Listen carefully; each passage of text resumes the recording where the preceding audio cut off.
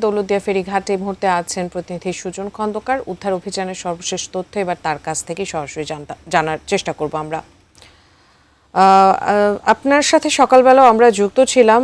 আপনি বলছিলেন, আমি এখন একটু জানতে চাই যে যারা নিখোঁজ রয়েছেন তাদের কাউকে পাওয়া গেছে কিনা এবং নিখোঁজ যারা রয়েছেন তাদের আত্মীয় স্বজন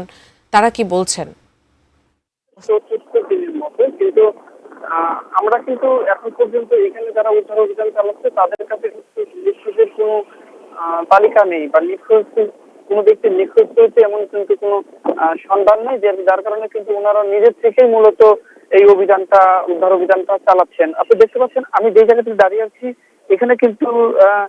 একটু আগেই কিন্তু পল্টন ছিল, অর্থাৎ এখন আমার ক্যামেরার মাধ্যমে যে জায়গাটি দেখছেন এখানে উদ্ধারকারীর দল যেখানে দাঁড়িয়ে রয়েছে, বিশেষ করে ডুবুরি এখানেই কিন্তু এই 25 তারিখ বিকেল 5টায় কিন্তু এখানেই সৌহার্দ্য পরিবহনের সেই যাত্রীবাহী বাসটি কিন্তু পড়েছিল। আজকে ৪র্থ দিনের এই উদ্ধার অভিযানে কিন্তু ওই 26 জনের পরে আর কোনো মৃতদেহ কিন্তু উদ্ধার হয়নি এবং পল্টন সরিয়ে এই পল্টনের যে আশপাশের এলাকাটা রয়েছে এই এলাকাটা কিন্তু তল্লাশি করা হচ্ছে, অর্থাৎ এখানে কোনো মৃতদেহ পাওয়া যায় কিনা। আর যেহেতু মিসিং কোনো অভিযোগ নেই যে কারণে কিন্তু আসলে বলাই চলে যে এই যারা উদ্ধার অভিযান চালাচ্ছে তাদের মধ্যে আসলে কোনো গতি নেই, কারণ হচ্ছে যেহেতু মিসিং নেই এই কারণে কিন্তু তারা নিজেদের উদ্যোগেই ঢিলেঢালা ভাবে মোটামুটি উদ্ধার অভিযান কিন্তু চলছে। এর পাশাপাশি এটিএন নিউজের যারা দর্শক আছে তাদেরকে জানিয়ে রাখতে চাই যে গত 25শে মার্চ বিকাল 5টার দিকে দৌলতদিয়া 3 নং ফেরিতে ওঠার সময় নিয়ন্ত্রণ হারিয়ে যে সৌহার্দ্য পরিবহনটি পড়ে যায় সেই পরিবহনের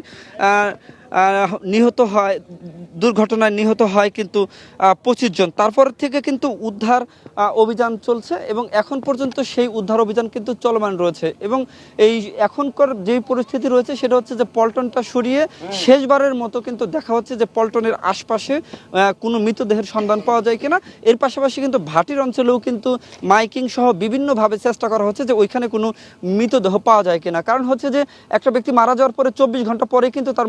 মরদেহ কিন্তু পানি থেকে ভেসে ওঠে, যে কারণে এখন কিন্তু এটুকু শিওর করা যাচ্ছে যে নদীর তলদেশে কিন্তু কোনো মৃতদেহ নাই, আর যদি থেকেও থাকে সেটা কিন্তু ভেসে আছে, যে কারণে কিন্তু সংশ্লিষ্ট উদ্ধার কর্মী যারা রয়েছে তারা কিন্তু সেটাই কিন্তু উদ্ধার করার জন্য চেষ্টা করছে বা তল্লাশি করছে। যে এখন পর্যন্ত এই ছিল দৌলতদিয়ার এই 3 নং ফেরিঘাট থেকে আমার কাছে সর্বশেষ।